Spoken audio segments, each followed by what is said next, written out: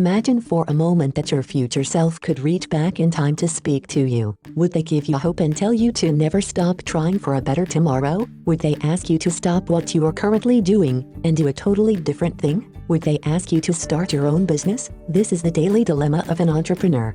Because once you decide to get on the entrepreneurial path, standing out in the marketplace is the toughest thing to do. And that's where the African Boss comes in. The African Boss creates digital tools for businesses, organizations, and individuals to help them stand out online. Take for example Edward and Florence. After multiple years of running a physical shop in Arlington, Texas, they needed an e-commerce website. They came to the African Boss, and we turned their vision into moxmerkitnairobi.com. There are multiple other stories like this one at the African Boss, but we do not just create websites. We also create mobile apps, promotional marketing content, and use our different marketing channels to give our clients an online competitive advantage through the African Boss magazine, podcast, TV, and that is why I invite you to follow our journey and our clients' journey on social media. And remember, clients come to us for the online value we add, the same value your future self will be grateful for.